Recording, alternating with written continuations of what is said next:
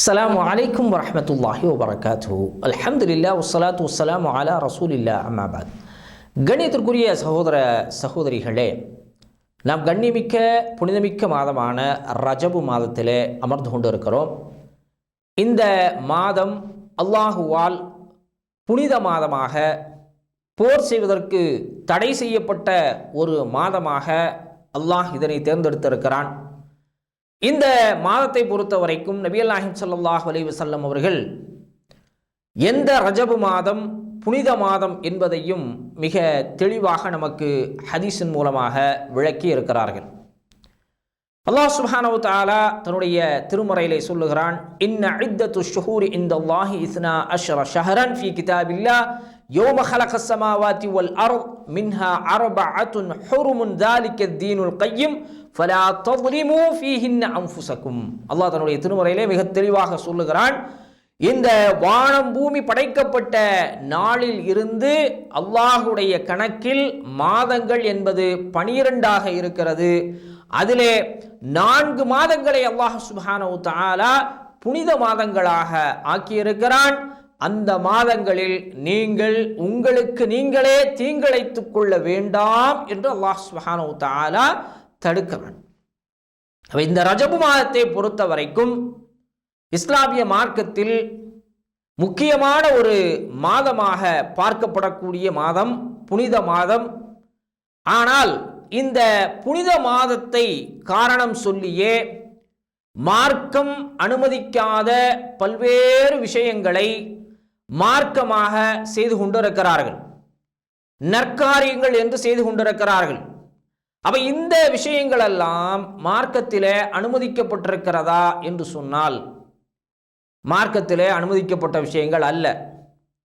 நபிகள் நாயகம் ஸல்லல்லாஹு அலைஹி வஸல்லம் அவர்கள் வாழ்ந்த காலத்தில் இது போன்ற இபாதத்துகளை செய்திருக்கிறார்களா? இந்த மாதத்தை அந்த அளவில் அதிகமான இபாதத்துகளை செய்து காட்டி தந்திருக்கிறார்களா என்று சொன்னால், நாம் இன்று நற்காரியங்கள் என்று சொல்லக்கூடிய அபரிமிதமான தொழுகைகளாக இருந்தாலும் சரி, நோன்பாக இருந்தாலும் சரி, அறுத்து பலியிடுவதாக இருந்தாலும் சரி, இது போன்ற பல்வேறு காரியங்களை நபிகள் நாயகம் ஸல்லல்லாஹு அலைஹி வஸல்லம் அவர்கள் இந்த மாதத்திலே செய்வதற்கு வழிகாட்டி தந்திருக்கிறார்களா என்று சொன்னால் மார்க்கத்திலே எந்த அனுமதியும் வழங்கப்படவில்லை. அப்ப இந்த மாதத்திலே அல்லாஹ் சுப்ஹானஹு வ தஆலா அல்லாஹுவை சந்தித்த இஸ்ரா வல் மிஅராஜ் விண்ணுலக பயணத்தை நபிகள் நாயகம் ஸல்லல்லாஹு அலைஹி வஸல்லம் அவர்கள் மேற்கொண்டு அல்லாஹுவை சந்தித்து 5 நேர தொழுகைகளை கடமையாக்கி நமக்கு கொண்டு வந்தார்கள். இந்த விண்ணுலக பயணம் மேற்கொண்ட மாதம் இந்த ரஜபு மாதம் என்பதிலே கூட மார்க்கத்தில் இந்த மாதத்தில்தான் நபிகள் நாயகம் ஸல்லல்லாஹு அலைஹி வஸல்லம் அவர்கள் விண்ணுலக பயணம் சென்றார்கள் என்பதற்குண்டான சஹீஹான ஹதீஸுகள் என்ன செய்யப்படவில்லை, பதிவு செய்யப்படவில்லை. லைஃபான ஹதீஸுகள் இருக்கிறது. அப்ப அதனை அடிப்படையாக வைத்து நாம் இபாதத்துகள் செய்வது, நாம் மார்க்கத்திலே புதுமைகளை, அதாவது நபிகள் நாயகம் ஸல்லல்லாஹு அலைஹி வஸல்லம் காட்டித்தராத பித்அத்துகளை உருவாக்கக்கூடிய ஒரு நிலையை உண்டாக்கிவிடும். ஏனென்று சொன்னால் மார்க்கத்திலே நபிகள் நாயகம் ஸல்லல்லாஹு அலைஹி வஸல்லம் அவர்கள் எதை நமக்கு வழிமுறையாக காட்டி தந்தார்களோ அதுதான் மார்க்கம். நபிகள் நாயகம் ஸல்லல்லாஹு அலைஹி வஸல்லம் அவர்கள் சஹாபாக்கள் ஒரு விஷயத்தை செய்கின்ற போது, நற்காரியம் என்று செய்கின்ற போது அதை தடுக்காமல் அனுமதித்திருப்பார்களேயானால் அது மார்க்கத்திலே அனுமதிக்கப்பட்ட ஒரு விஷயமாக இருக்கிறது, அது சுன்னாவாக இருக்கிறது. நற்காரியமாக இருந்தாலும் நபிகள் நாயகம் ஸல்லல்லாஹு அலைஹி வஸல்லம் அவர்கள் காட்டி தரவில்லை என்று சொன்னால் அது என்ன செய்யாது, மார்க்கமாகாது. அதற்கு பல்வேறு சம்பவங்கள் நமக்கு ஆதாரமாக இருக்கின்றன. ஒரு நபித்தோழருடைய சம்பவத்தை நாம் கேள்விப்பட்டு இருப்போம். இரவு முழுவதும் அவர் என்ன செய்து கொண்டிருக்கிறார்? நின்று வணங்கி கொண்டே இருக்கிறார். பகல் நேரம் பூரா என்ன செய்கிறாரு? நோன்பு நோக்கிறார். அவருடைய மனைவி நபிகள் நாயகம் ஸல்லல்லாஹு அலைஹி வஸல்லம் அவர்களிடத்திலே வந்து புகார் செய்கிறார்கள். அவர் ஒரு நபித்தோழர், மார்க்கத்தை பின்பற்றக்கூடிய ஒரு நபர், ரசூல் ஸல்லல்லாஹு அலைஹி வஸல்லம் அவர்களை நேசிக்கக்கூடிய ஒரு நபர். அவர் செய்யக்கூடிய காரியம் என்ன என்று சொன்னால், இரவுல தொழுறாரு, அல்லாஹ்வை வணங்குறாரு, வேற எதுவும் செய்யல. பகல் நேரத்தில் அல்லாஹ்விற்காக நோன்பு நோக்கிறார். அதுவும் அல்லாஹ்விற்காக செய்யக்கூடிய அது நற்காரியம். தொழுவது என்பது அதிகமாக நாம் சுன்னத்து தொழுறோம் அப்படின்னா அது என்ன தவறான காரியமா? அது நற்காரியம். நாம் செய்யக்கூடிய அந்த செயல்பாடு, அந்த தொழுகை என்பது நல்ல விஷயம். நோன்பு என்பது நல்ல விஷயம். நமக்கு நன்மையை ஈட்டித்தரக்கூடிய அந்த நோக்கில் நாம் செய்கிறோம்.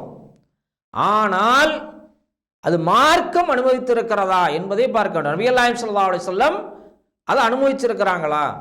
அப்போ இந்த இரவு நேரம் நின்று வணங்கக்கூடியவரையும், அதே போன்று பகல் நேரம் என்ன செய்கிறாரு? நோன்பு நோட்டு இருக்கக்கூடிய அந்த நபித்தோழரை ரசூல் ஸல்லல்லாஹு அலைஹி வஸல்லம் அவர்கள் அழைத்து உபதேசிக்கிறார்கள். நீங்கள் இரவு முழுவதும் என்ன செய்யாதீங்க? நின்று வணங்காதீர்கள். உங்கள் கண்களுக்கென்று நீங்கள் கொடுக்கக்கூடிய உரிமை இருக்கிறது. அப்போ இரவு நேரத்தில் நீங்கள் உறங்குங்க. உங்களுடைய மனைவிக்கு கொடுக்க வேண்டிய உரிமை இருக்கிறது. அந்த நேரத்தில் நீங்கள் மனைவியோடு இருங்கள். பகல் பொழுதிலே நீங்கள் எப்போது நீங்கள் என்ன செய்யாதீங்க? நோன்பு நோக்காதீர்கள்.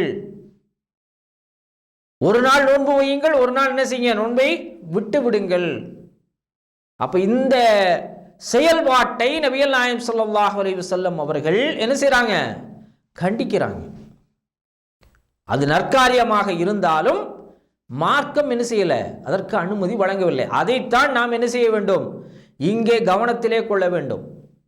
இந்த மாதம் புனித மாதம் என்பதால் நாம் நினைக்கின்ற விஷயங்களை எல்லாம் இந்த மாதத்திலே ஒரு விஷயமாக கருதி, இதை நன்மை இருக்கிறது என்று கருதி நாம் செய்வோமேயானால் அது பித்அத் என்று சொல்லி நபிகள் நாயகம் ஸல்லல்லாஹு அலைஹி வஸல்லம் அவர்கள் நமக்கு தெளிவாக சொல்லி தந்திருக்கிறார். இப்போ இந்த மாதத்தில், ரஜப் மாதத்தில் என்ன செய்கிறாங்க? ஒரு தொழுகையை, அதாவது பிரத்யேகமாக ஒரு தொழுகை தொழுறாங்க. அந்த தொழுகை அனுமதிக்கப்பட்டிருக்கிறதா என்று சொன்னால் அது மார்க்கத்தில் அனுமதிக்கப்பட்ட தொழுகை இல்லை. ஸலாத்துல் ரகாயிப் என்று சொல்லி ஒரு தொழுகையை தொழுறாங்க.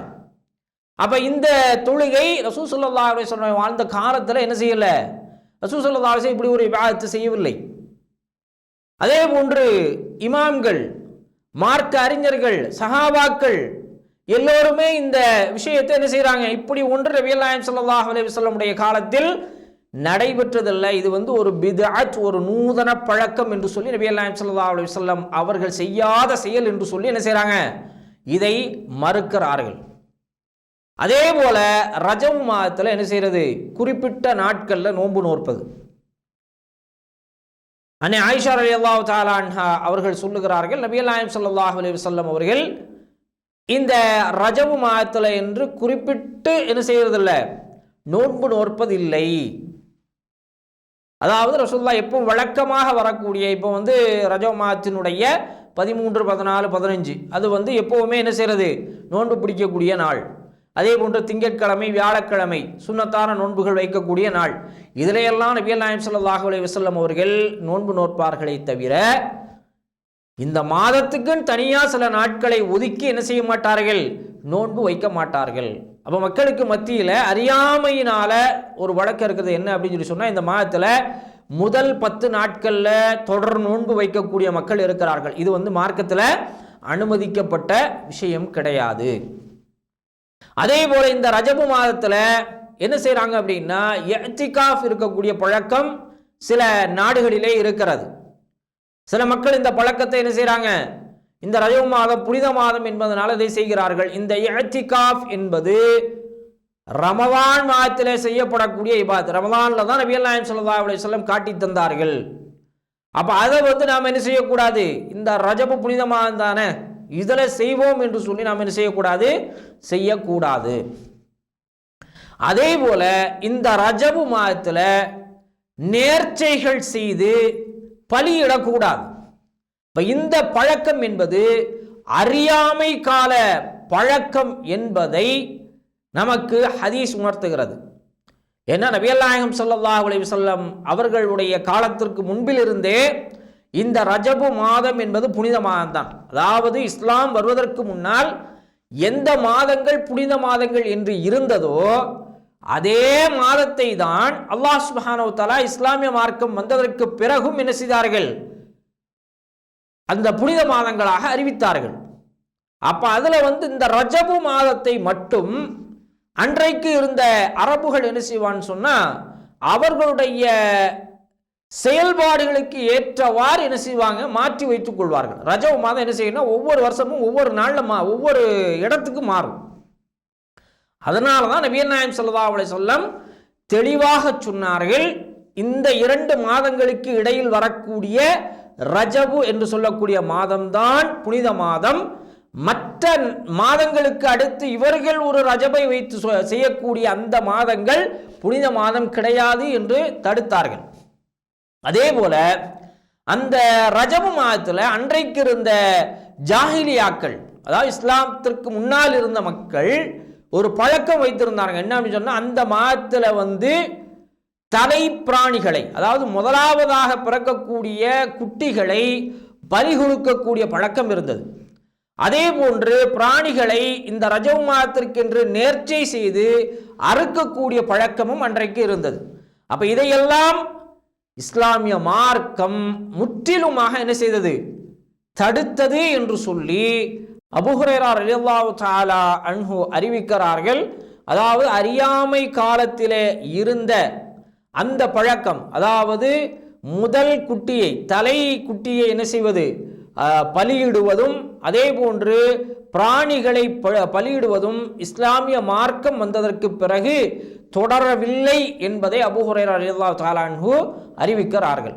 அப்ப இதுவும் என்ன செய்யக்கூடாது, இந்த ரஜபு மாதத்திலே நேர்ச்சை செய்து பலியிடக்கூடியது என்பது மார்க்கத்திலே அனுமதிக்கப்படாத ஒரு விஷயம், அதுவும் பித்அத்தாக இருக்கிறது. அதே போல இந்த இஸ்ரா மிஅராஜ் இந்த ரஜபு மாதத்தினுடைய 27வது நாள் தான் நடந்தது என்று சொல்லி அந்த 27வது நாளை சிறப்பான ஒரு நாளாக கொண்டாடுவதற்கும் மார்க்கத்தில் என்ன செய்தல்ல, அனுமதி இல்லை. நபிகள் நாயகம் ஸல்லல்லாஹு அலைஹி வஸல்லம் அது போன்ற ஒரு செயல்பாடை என்ன செய்யல, அவருடைய வாழ்நாளில் கடைபிடிக்கவே இல்லை. ஏன்னா இந்த தொழுகை கடமையாக்கப்பட்டதற்கு பிறகு நபிகள் நாயகம் ஸல்லல்லாஹு அலைஹி வஸல்லம் வாழ்ந்திருக்கிறார்கள், பல ஆண்டுகள் இருந்திருக்கிறாங்க. அப்போ முதல்ல இஸ்ரா மிஅராஜுக்கு போயிட்டு அடுத்த வருஷம் அந்த நாளை சிறப்பித்தார்களா என்று சொன்னால், அப்படி நபிகள் நாயகம் ஸல்லல்லாஹு அலைஹி வஸல்லம் அவர்கள் அதுக்கு பிரத்யேகமான ஒரு விழா எடுத்து கொண்டாடக்கூடிய நிலை ரசூல் ஸல்லல்லாஹு அலைஹி வஸல்லம் அவர்களிடத்திலும் இல்லை, சஹாபாக்களிடத்திலும் அந்த பண்பு இல்லை. அப்ப அந்த செயல்பாடு இல்லை. இது மார்க்கம் காட்டித்தராத ஒரு விஷயம். அதே போல இன்னும் சில பேர் என்ன செய்யறாங்கன்னா, இந்த ரஜபு மாதம் புனித மாதம் என்பதால் இதிலே உம்ராவை பிரத்யேகமாக செய்வது, உம்ரா இந்த ரஜபு மாதத்தில் பிரத்யேகமாக செய்யக்கூடிய ஒரு நிலையை நாம் பார்க்கிறோம். இதுவும் என்ன செய்யப்பட்டிருக்கிறது, மார்க்கத்தில் அனுமதிக்கப்பட்ட விஷயம் அல்ல. ஆயிஷா ரலியல்லாஹு தஆலா அன்ஹா அவர்கள் அறிவிக்கிறார்கள், நபிகள் நாயகம் ஸல்லல்லாஹு அலைஹி வஸல்லம் அவர்கள் ரஜபு மாதத்திற்கென்று பிரத்யேகமாக என்ன செய்யல, எந்த உம்ராவும் செய்யவில்லை. இன்னும் சில அறிவிப்புகளில் சொல்றாங்க, ரஜபு மாதத்தில் ரசூலுல்லாஹ் உம்ராவே செய்ய மாட்டாங்க அப்படிங்கிற அறிவிப்புகளும் வந்திருக்கிறது. அப்போ நபிகள் நாயகம் ஸல்லல்லாஹு அலைஹி வஸல்லம் இந்த மாதத்தில் உம்ரா செய்வது என்பது ஒரு பிரத்யேகமாக இதுக்கு ரசூல் ஸல்லல்லாஹு அலைஹி வஸல்லம் ஒரு குறிப்பிட்ட மதிப்பும் சிறப்பும் இருக்கிறது என்று சொல்லி அதை காட்டி தரல. நம்ம நார்மலாக என்ன செய்யலாம், எப்போதும் போல உம்ரா செய்யலாமே தவிர இந்த மாதத்தில் தான் நாம் செய்ய வேண்டும் என்று சொல்லி செய்வது மார்க்கத்தில் அனுமதிக்கப்பட்ட விஷயம் அல்ல என்பதையும் நாம் கவனத்திலே கொள்ள வேண்டும். ஏனென்று சொன்னால் நபிகள் நாயகம் ஸல்லல்லாஹு அலைஹி வஸல்லம் அவர்கள் மிக தெளிவாக சொல்லுகிறார்கள், இந்த மார்க்கத்திலே தீமையாக காட்டப்படக்கூடிய எந்த விஷயங்களாக இருந்தாலும் அது புதுமைகளாக இருக்கிறது.